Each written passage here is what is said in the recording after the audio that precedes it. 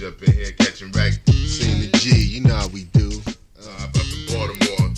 Word is bond. Nobody can beat God. That's right. All right, yo. What up, what up, what up? It's your boy Niger, a.k.a. King's Caliber. And welcome to God's Fault. Yeah, baby, it's God's fault that I'm here. Y'all got to deal with it, man. I tried to get up out of here, man. I did everything I could to get up out of here. He said, nah, you got to stay here, and you might as well do something while you're here. So here we are. You know what I mean? It is what it is. Oh, you get mad at that, you got to take it up with the big guy, man. I ain't got nothing to do with that. I'd rather be someplace doing what I want to do, but here I am talking to you. Yeah. But I'm not alone. All right, I'm not alone today. I got the Miss Lovely Lee. She's producing this episode with me, and she's going to be involved. How you feeling today, Lee? How's everything going? Oh, I'm doing good. Doing just good. You ain't doing great. You're stuck. So you're not doing great then. That's what that's what you're telling me, huh? You're not doing great today? I'm doing beautiful. You're doing beautiful, all right. Now, if y'all can see her voice is not doing her beauty any justice, but I digress, you know what I mean? I am a married man. Yeah, figure that out. In the comments, yeah, y'all can find it out there. But check it out. What we dealing with today? What's our topic today? What we working on, huh? Well, today we're working on understanding identities. Identity. You mean like who we are? Yeah, self-awareness. Yes. Self-awareness. Are you self-aware? Of who I am? Yeah. Yes. Are you sure? Yes. All right, let's dive into it, man. Listen, I like this topic, man, because, I've been outside a long time in my youth, okay? And if you would have asked me who I was then, I would have said, I'm Tupac and Nas mixed. You know what I'm talking about? I'm Mobb Deep. I'm, you know what I'm saying, Cool G rap. I identify with everything that was stupid. But, I only was feeding off of what was told to me. You know, it's a lot of thing with identity. I like Myron Golden. He has a term that he coined, which is LieDentity, because a lot of us is living up to a lie of who we think we are or what other people think we are. Okay? So that's tough. That's tough because if that is putting the framework of who you are together in your thinking and you're making decisions based on a lie and then you building up habits off of a lie and then you wondering why your life is where it is because you don't even know who you are. And if you don't know who you are, you don't know your purpose. Now for me, I was raised Christian and I grew up. That's how I'm going to phrase that, you know what I mean? Because a lot of people in the Christian community are very sensitive folks. Would you agree, Miss Lovely? Yes, they are. Yes, they are. And how would you know this? By listening to them talk. Yeah, buddy. But you know what? But this is not, this place right here, listen, this is the safest place on the internet, okay? When you hang out with us here at God's Fault, this is a judge-free zone. You know, nobody's perfect. We here to share stories of overcoming and maintaining and growing in your life. You know, there's a lot of people out here who suffer and who try to substitute, certain things in their life with outside substances, alcohol, drugs, sex, food, entertainment. The list goes on to people, relationships. The list goes on and on. You know, a lot of things, gambling. I didn't put no parlay together today. Sheesh. But all those things. All right? So, yeah. But, but a lot of these things, we trying to fill voids. Trying to live up to expectations, all these different things, man. A lot of people think their jobs are their identity. Let's talk about that, Miss Lovely. Huh? Why a lot of people, when they get in these jobs and stuff, they think that's who they are. And they move in the world like somebody's supposed to respect you because of the job you do. Do you think your job give you your identity? Something to really think about. It really is. Because think about it. When like in the world, you mess around, let's say you're in public or whatever, you address somebody. Let's take doctors, for instance. They work hard to get those titles. even though they just puppets for the pharmaceutical companies. To me, they don't prescribe, they don't do anything to deter illness. They just, I don't know, medicate symptoms. So you're not really getting healing. In our culture, just in history, which used to be known, what they refer to as the witch doctor, kind of demonize that, lead that to religion, who are now just natural herbalists and everything, who really study the body and they really know, how to heal the body, with foods heal the body, because you are what you eat, right? So if you are what you eat, if you eat like crap, you're going to get crap back out. But if you eat like life, you're going to bring life to your body. You eat those living things, fruits, vegetables, healthy herbs, things that cleanse out your body, get rid of the toxins, right? So, but these doctors, they run around. You mess around and don't call this man a doctor so-and-so. They get offended. You be like, Mr. Jones, Dr. Jones to you. Hey, you ain't operating on me. Why I got to call you doctor? Because you went to school. I could have just said, hey, I'm chilling right now. But I could have, you know what I'm saying? So why do we act like that? You a manager, big deal. Yeah, you a manager in your little company. Okay, that's great. That don't got nothing to do with Bubba and them. When you meet up with them in Walmart, and you want to just grab the cart they was about to grab because you a doctor or you a manager, you think you got the right because you in the rush because you got to get to work. You might get dealt with. You see what I'm saying? So a lot of time, like, I think when people use like what their occupation is to say, this is who I am, I think that's a huge mistake. I think that's just another indication that you don't really have a true identity. You don't know who you are. Okay, what do you think? Anything to add to that, Miss Lovely? No, you explained it very well. Okay. But see, I like to take that even too when it comes like, now I can speak on my culture, all right? I'm not speaking on anybody else's culture. But for me, okay, they say I'm a black man. That couldn't be farthest from the truth. Did I say that right? I don't know. Anyway, you get what I'm saying. First of all, look at me. As beautiful, handsome as I am. Yeah, I know. The voice is sultry too. Ooh. But anyway, I'm not black, bro. Okay. I might be brown, bronze, whatever. I'm not a black man. Now, they used to call me a slave. Huh? They used to call me Negro. Huh? Nigger. Huh? Colored. African American. And then they landed it on black. Now I'm black. Matter of fact, your boy Joe Biden said, you ain't black if you ain't vote for Joe. But he was right, like a mug, boy, because I definitely ain't black, and I ain't vote for his dumb. Whoa. We ain't going to let it be political. You're going to be coming at me in the comments, but come for me, though. I want all the smoke. Please come for me, man. I'm still waiting. Everybody's scared. So what do you think? Are you black, Miss Lovely? Do you consider yourself black? No. Okay. So what would you consider yourself? Consider myself? Yeah. Do you know who you are? Like, if somebody was to say, well, what race are you? I guess that's what we're talking about right now. If somebody was to say what race you are, what would you say to them? What do you know about your heritage and who you are? Well, my grandmother always would call us mutts because we were mixed with so many different things.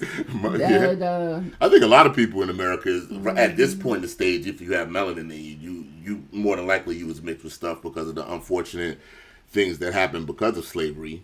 We're not going to go into all the details because YouTube, even though I'm on a podcast, I'm still putting this on YouTube, and they'll get a little weird with that.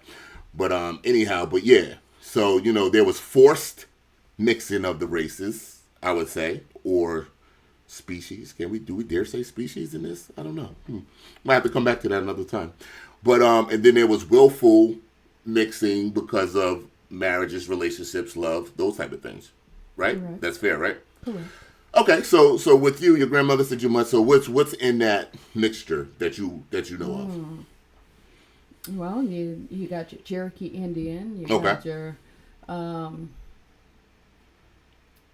Italian. Okay. There's European. Okay. There's obviously black in you as well.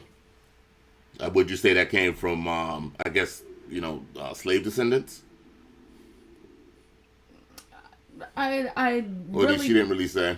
she didn't really say, and I can't really say that only because of the simple fact that's still just a color. Right. Got you. But what I'm saying is, so when somebody on the outside is looking at you, just a regular stranger, what would they think you are? Just looking at you, skin tone, how you carry yourself, dress, everything. What would they say you are? Oh my gosh, I've been called a lot of different things. Oh, really? Like what? Well, I was too dark to be white, Yes. too light to be black. Or just like Drake-ish. There you go. Hey, listen. Okay, but we're going to come back to that too, but go ahead. That's a lot to unpack. I mean, a lot of people thought I had some, Spanish in me because of the simple fact of my color. A little exotic. Huh? Okay, yeah. Okay. So what I'm saying though, just to simplify though for the the viewers and the listeners, if you was to walk into a bank right now or at the grocery store, and the clerk, you walked up to the clerk, what when they looking at you, what would you think their first impression, race wise, would be? Just simplify one word. If they looked at you, they would say you are a blank woman. What would you say? They would say I was a colored woman. A colored woman. That's funny, colored. So you went back to the 60s on us with the thing. Is that because I said colored before when I was describing the thing? They would say you were colored. And so I would think they would say you was a black woman. Well, I mean, they could say that, but who said I actually was a black I woman? understand that. I'm just saying, what would they, because we're going with Mm-hmm. perception and identity and what people see, how you dress, how you present yourself, everything else. So if they were to see you, would they think you was African American or not? That's what they would call me, yes. Okay, all right. Mm-hmm. So now, just to give you a little breakdown of my background, my pops told me that our great-great-grandfather came from Scotland. Okay? If you know anything about Scotland and Ireland and all the stuff that was going on back there, I'm not going to dive into it, but interesting history. But that's where my great-great-grandfather originated from. And he married a Cherokee Indian, the one who came over here. Now, you got to remember, a lot of the Irish people who came over here back in the day came over as indentured servants, so they basically were slaves too. Yeah, they don't really teach you that. Yeah. Don't mind the noise. All right, so that's that. So he married a Cherokee Indian. That young man, my great-grandfather, he married an ex-slave. And then boom, boom, boom, boom, down the line. Okay, so but that's as far back as I know with my history. Okay, which is interesting. Okay, that's just on my pop side. That's not even on my mom's side. We just talk about my pop side on that. So it's just very interesting how all this shaped out because to everybody else, I'm here. I'm African American, bro. I've never been to Africa. Okay. I don't even know if the ex-slave grandmother, whoever that my great-grandfather married, ever been to Africa because, melanated people is indigenous right here in the Americas as well. Be it Cherokee Indians and everybody else. So, very interesting. But it seems like, in this life, we have to identify as something or we're labeled as something for others' sake, I guess. You know what I mean? So when we come outside and we do whatever, ever since you're a little kid, they always telling you who you are. They start by maybe saying, oh, you're silly. Oh, you're funny. Then they start saying, oh, you're going to be this because of this. Okay? Then you're growing up in your environment, and then you start getting nicknames. Isn't that funny that the first thing you get as a child is a nickname? Yes. Think about that.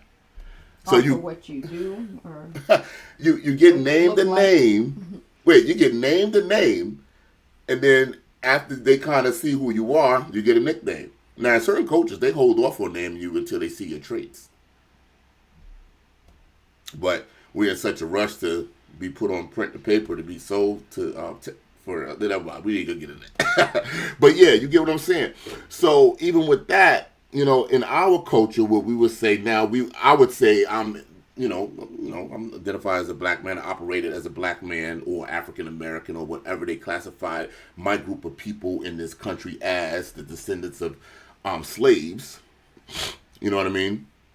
But really, now identify myself as a child of God, regardless. It ain't got no religion into it. It's just that for what I found, what the words say, I was created in God's image. And so I wrote with that. And that's what I strive to look like more and more. Anytime I act like when I'm operating outside of that image, from what I understand how it is, as I'm learning, and that grows every day as I learn and have experiences and things. That's how I'm learning how to identify myself, because I used to identify myself as everything else. I identified myself as Charles' son. That came with a lot of stuff because Charles was the mess at one time. You know what I mean? And so I was living up to that expectation. Then I was Nigel the Tester. Wow. Even when I was a little boy, I was always had that little wild streak where I would try some radical stuff, man. Jumping ramps, real too far. Tried to jump over a brook once, climbing trees way too high, falling out of trees, like being really just out there trying anything just for, the excitement, the thrill, that type of thing. Probably why my parlays sometimes have 10 legs. I know they ain't going to hit, but I do it anyway with my fingers crossed like crazy, bro. But yeah, this is what I'm saying. So then that gets really dangerous, though, when you start mixing that with things that are destructive, I should say. You know what I mean? Like, I was born in the 70s, so early 80s, we running around outside, and that's when the culture shifted in hip-hop, right? And a lot of people was telling the same stories that we was living, and it was so easy to identify with those stories, but the danger about that is it went from, I would say, what would you say, like, informational or just sharing, like, testimonial to mantras of this is how you got to be to survive and live. So then I'm a thug. Because everybody, they talk about being thugs. The crack era hit. All of our homes was affected. Crack vials all over the place, right? You get what are you with me on this instance, Miss Lovely? Do you understand what I'm talking about right now? Yes, sir. Yeah. Mm-hmm. So it kind of puts you in a position where you start identifying with that, like in old heads and around the way. They got you running to the store, you know what I mean? Give you a couple of dollars. They got you, hey, take this little bag, take it there. Don't you open that bag, boy. Take that bag down to such and such. They were showing us how to hustle early. So then when you grow up, then you learn what's going on. Then you just step into that role because this is the role. So now you're identifying with the OGs on the block, with the music, with your pops, your uncles, all this stuff. Or the detriment, the societal pressures of our identity, of being a Negro, a colored, an African American, a bottom feeder from the ghetto, from the hood. But, we've been resilient, and we are resilient people because we are created in God's image. And we take all those things and we develop a whole culture out of it. But the thing that I think is wild about that culture, you got two sides of it. Because now even within that culture, it's like you have things like Joe Biden says, you're not black if you don't vote for me. So now he's telling me my political affiliation is directly connected to my identity. Bro, that's dangerous. That's crazy. I don't think God, created us for any political affiliation. He said be fruitful and multiply and have dominion over the earth.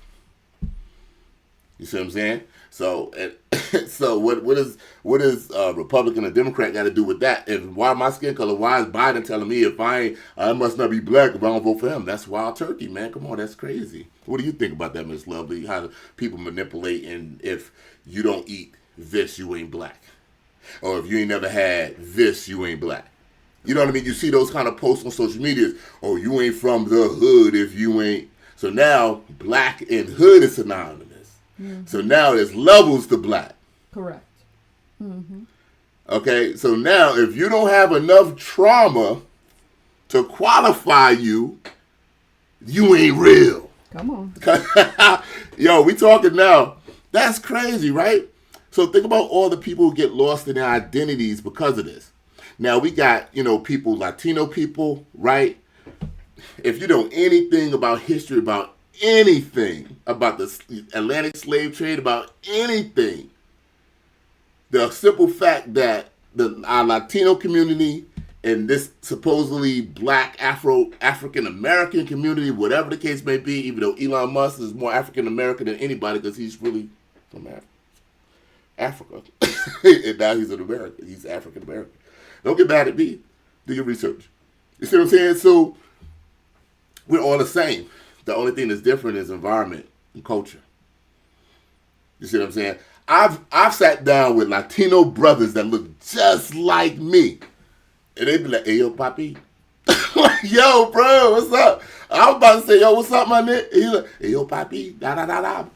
And then I know how to speak a little muy poquito, a little bit Espanol. You know, no habla mucho, but, you know, I get around. I've been around. You get what I'm saying?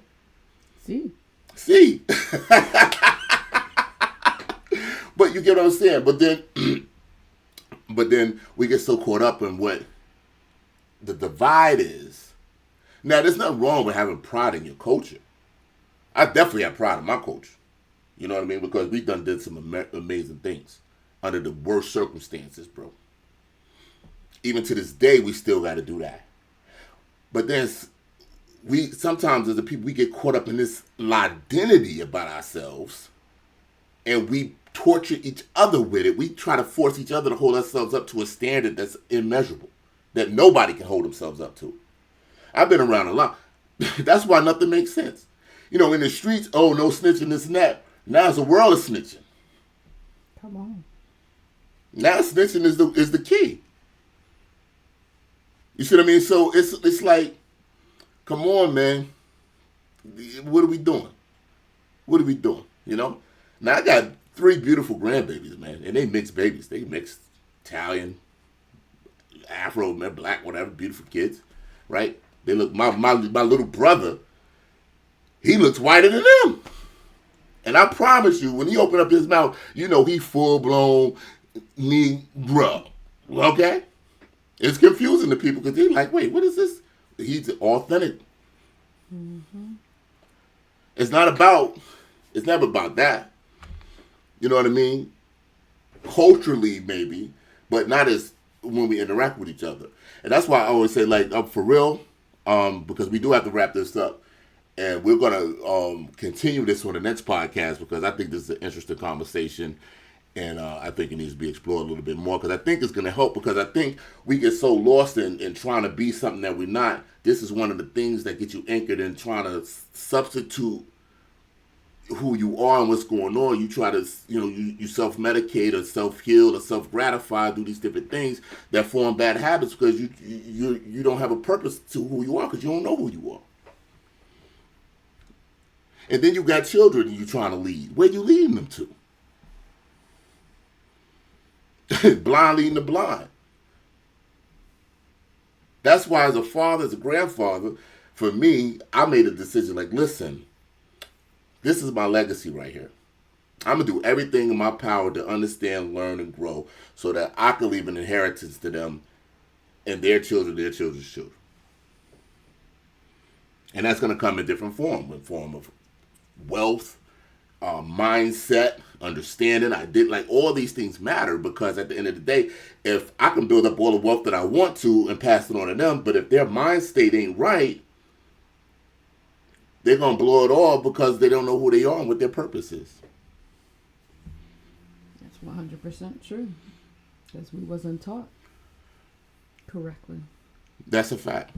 Which is scary because there's mad churches out here. Mad synagogues out here. Mad cathedrals out here. Mad colleges, the schools out here. This information ain't hidden. It just ain't presented. But it's our job to study ourselves, to show ourselves approved. So, yeah, we're definitely going to dig into this topic a little bit more because I think it's really important.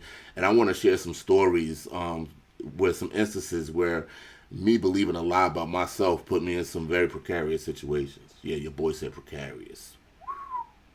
Big words, boy. How you look and sound like that? You talk about some precarious, nigga. Yeah. See what I'm saying? So this is the thing. So it's never, just a real quick side note. I'm going to take it back because I told you I was raised Christian, so y'all got to do it. This is God's fault. It takes me back to King David, right? Here's the LieDentity. when, who was it? Was it Samuel? Saul was the king at the time. Really quick, then I'm out of here. All right. Saul was the king at the time. This is David and Goliath's story, just Cliff Note version. Goliath was torturing the children of Israel, man. Everybody was shook daddy because Goliath was out there doing his thing. He had a spear that weighed more than a bowling ball, the tip of the spear. You know how nimble a tip of a spear is supposed to be in battle? You know how strong you got to be to take a bowling ball and just use it like a switchblade with a bowling ball? Bro, that dude was huge.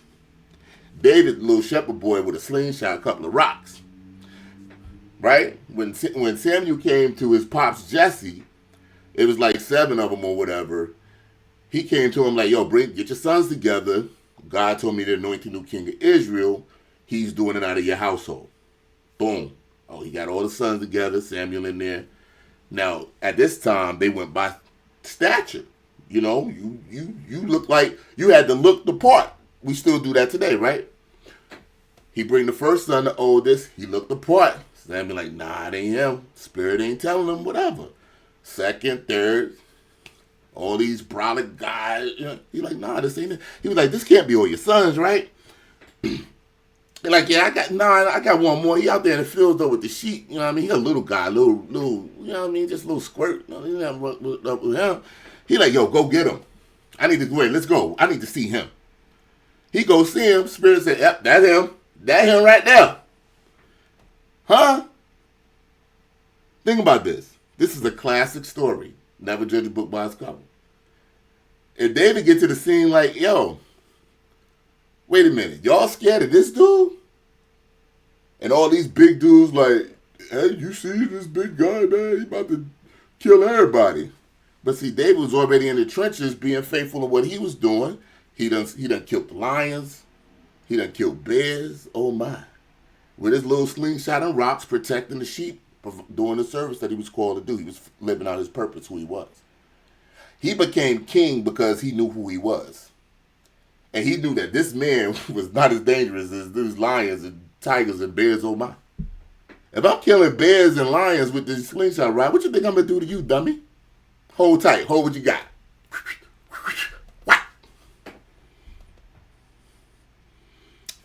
From living out his purpose. So I encourage anybody who's caught up in an identity crisis, you sitting around not knowing what to do with life, you know what I mean? Before you keep drinking yourself away, taking pills, smoking it away, eating it away, having random sexual encounters, all this nonsense that we're doing out here that's not going to further you or give you any purpose in life, right? Take some time out to really understand who you are. If everything hurts you already, man, what's the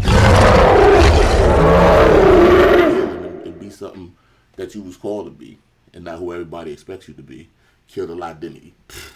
We out. Nah, it's God's fault.